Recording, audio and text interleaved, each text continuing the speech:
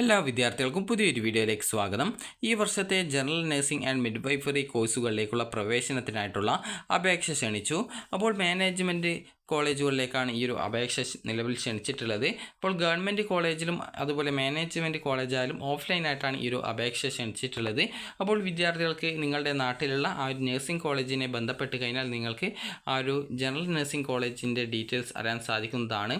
അപ്പോൾ ഈ ഒരു ജനറൽ നഴ്സിംഗ് സ്കൂളുകളിലേക്കുള്ള അപേക്ഷകൾ വിദ്യാർത്ഥികൾക്ക് ഓഫ്ലൈനായിട്ടാണ്, അത് നിങ്ങൾ നേരിട്ട് പോയിട്ടാണ് അപേക്ഷ കൊടുക്കേണ്ടത്. അപ്പോൾ അപേക്ഷ നൽകാനായിട്ട് അപേക്ഷാ ഫോം ഈ ഒരു നഴ്സിംഗ് സ്കൂളുകളിൽ നിന്ന് കിട്ടുന്നതായിരിക്കും.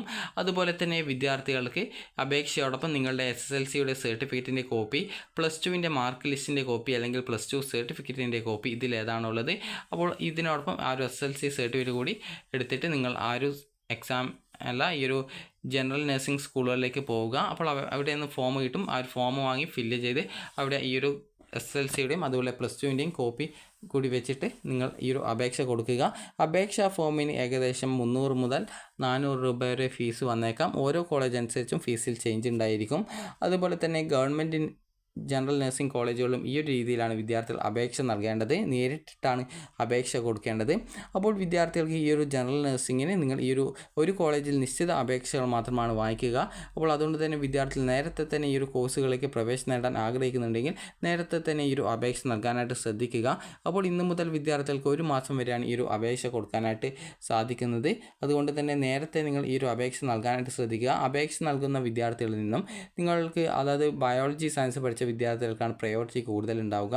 അതുപോലെ തന്നെ ആൺകുട്ടികൾക്ക് ഏകദേശം 20% സീറ്റാണ് റിസർവ് ചെയ്തിട്ടുള്ളത്. ബാക്കി സീറ്റുകളൊക്കെ പെൺകുട്ടികൾക്കാണ് കൂടുതൽ പ്രയോറിറ്റി ഉണ്ടാവുക. അപ്പോൾ വിദ്യാർത്ഥികൾക്ക് ഈ ഒരു അപേക്ഷ നിങ്ങൾ നേരിട്ടാണ് കൊടുക്കേണ്ടത്. അപ്പോൾ നിങ്ങളുടെ ഈ ഒരു ഫോം ഫില്ല് ചെയ്യുകയും അതുപോലെ നിങ്ങളുടെ ആ ഒരു SSLC സർട്ടിഫിക്കറ്റ്, അതുപോലെ തന്നെ നിങ്ങളുടെ +2വിൻ്റെ ആ ഒരു സർട്ടിഫിക്കറ്റ് അല്ലെങ്കിൽ മാർക്ക് ലിസ്റ്റിൻ്റെ ആ ഒരു പകർപ്പ്, അതായത് മാർക്ക് ലിസ്റ്റിൻ്റെ കോപ്പി, നിങ്ങളിപ്പോൾ റിസൾട്ട് നോക്കിയപ്പോൾ പ്രിൻ്റ് ഔട്ട് എടുത്ത ആ ഒരു മാർക്ക് ലിസ്റ്റിൻ്റെതാണ് ഉദ്ദേശിക്കുന്നത്, അതിൻ്റെ കോപ്പിയാണ്. അപ്പോൾ ഇത് കൂടി നൽകുന്ന സമയത്ത് നിങ്ങൾക്ക് ഈ ഒരു മാർക്ക് നോക്കിയിട്ട് നിങ്ങൾക്ക് അലോട്ട്മെൻറ്റിന് സാധ്യതയുണ്ടെങ്കിൽ അതായത് അഡ്മിഷൻ സാധ്യതയുണ്ടെങ്കിൽ കോളേജിൽ നിന്ന് കോൺടാക്റ്റ് ചെയ്യും. കോൺടാക്റ്റ് ചെയ്യുന്ന സമയത്ത് ഫീസ് ഡീറ്റെയിൽസ് അതുപോലെ തന്നെ മറ്റ് ഡീറ്റെയിൽസുകളൊക്കെ നിങ്ങളോട് പറഞ്ഞു തരുന്നതാണ്. അപ്പോൾ വിദ്യാർത്ഥികൾ ഈ ഒരു ജനറൽ നഴ്സിംഗ് എന്ന് പറഞ്ഞാൽ നിങ്ങൾക്ക് 3 വർഷത്തെ ഡിപ്ലോമ കോഴ്സാണ്. അപ്പോൾ ഈ ഒരു ഡിപ്ലോമ കോഴ്സ് ചെയ്ത ശേഷം നിങ്ങൾക്ക് post basic BSc nursing course ഉണ്ട്. അപ്പോൾ ആ ഒരു കോഴ്സ് 2 വർഷമാണ്. അതുകൂടി കംപ്ലീറ്റ് ചെയ്യുന്ന സമയത്ത് നിങ്ങൾ BSc നഴ്സിംഗ് കോഴ്സിന് ഈക്വൽ ആവും. അതുപോലെ തന്നെ വിദ്യാർത്ഥികൾക്ക് BSc നഴ്സിംഗ് പഠിച്ച ഒരു വിദ്യാർത്ഥിക്ക് ലഭിക്കുന്ന അതേ സാലറിയിൽ തന്നെ നിങ്ങൾക്ക് ചിലപ്പോൾ അതിൽ കൂടുതലോ സാലറിയിൽ നിങ്ങൾക്ക് ഈ ഒരു ജോബ് ലഭിക്കുന്നതാണ്. അതുപോലെ കേരളത്തിന് പുറത്തും ജോലി സാധ്യതയുണ്ട്. അതുപോലെ തന്നെ വിദ്യാർത്ഥികൾ ശ്രദ്ധിക്കേണ്ട പ്രധാനപ്പെട്ട കാര്യം, കേരളത്തിന് പുറത്തുള്ള കോളേജുകളിലും നിങ്ങൾക്ക് ജനറൽ നഴ്സിംഗിന് അഡ്മിഷൻ കിട്ടാനുള്ള സാധ്യതയുണ്ട്.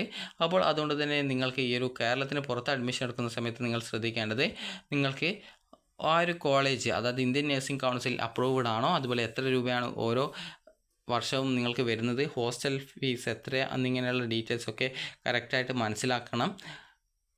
കാരണം ഈ ഒരു അപേക്ഷ നൽകുന്ന സമയത്ത് തന്നെ ആ ഒരു കാര്യം ശ്രദ്ധിക്കേണ്ടതാണ്. അതുപോലെ തന്നെ നിങ്ങളോട് ആ ഒരു കോളേജ് അപ്രൂവ്ഡ് ആണ് എന്ന് പറഞ്ഞുകൊണ്ട് നിങ്ങൾ കേരളത്തിന് പുറത്താണ് ഈ ഒരു GNM പഠിക്കാൻ പോകുന്നതെങ്കിൽ ഏജൻറ്റുമാരൊക്കെ ഉണ്ടാവും. അപ്പോൾ ആ ഒരു സമയത്ത് നിങ്ങളോട് പറയും ആ ഒരു കോളേജാണ് നല്ലത് അല്ലെങ്കിൽ ഈ ഒരു കോളേജാണ് നല്ലത്. അപ്പോൾ നിങ്ങൾ അത് കേട്ട് പോയിട്ട് ആ ഒരു കോഴ്സൊന്നും പോയിട്ട് സെലക്ട് ചെയ്ത് ആദ്യം തന്നെ നിങ്ങൾ ഇന്ത്യൻ നഴ്സിംഗ് കൗൺസിലിൻ്റെ വെബ്സൈറ്റിൽ കഴിഞ്ഞ വർഷത്തെ ആ ഒരു അപ്രൂവ്ഡ് കോളേജ് ലിസ്റ്റാണ് നിലവിലുള്ളത്, പുതിയ വന്നിട്ടില്ല. എങ്കിലും നിങ്ങൾ കഴിഞ്ഞ വർഷത്തെ ആ ഒരു കോളേജ് ലിസ്റ്റിൽ നിന്നും ആ ഒരു കോളേജ് അപ്രൂവ്ഡ് ആണോ എന്നുള്ള കാര്യം പ്രത്യേകം ചെക്ക് ചെയ്ത് നോക്കുക.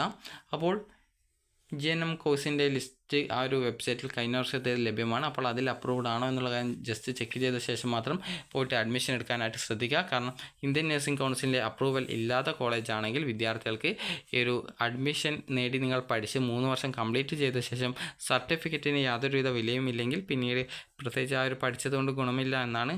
അപ്പോൾ അതുകൊണ്ട് തന്നെ നിങ്ങൾ ആ ഒരു കാര്യം പ്രത്യേകം ശ്രദ്ധിക്കുക. അപ്പോൾ വിദ്യാർത്ഥികൾക്ക് ഈ ഒരു വീഡിയോ ഉപകാരപ്രദമായിട്ടുണ്ടെന്ന് കരുതുന്നു. അപ്പോൾ ഗവൺമെൻറ് ഈ ഒരു GNM കോളേജുകളിലും ഇതേ രീതിയിൽ തന്നെയാണ്, നിങ്ങൾ നേരിട്ട് തന്നെയാണ് ഈ ഒരു അപേക്ഷ സമർപ്പിക്കേണ്ടത്. അപ്പോൾ ഈ ഒരു വീഡിയോ നിങ്ങൾക്ക് ഉപകാരപ്രദമായിട്ടുണ്ടെങ്കിൽ ലൈക്ക് ചെയ്യുക, ഷെയർ ചെയ്യുക. Thank you for watching.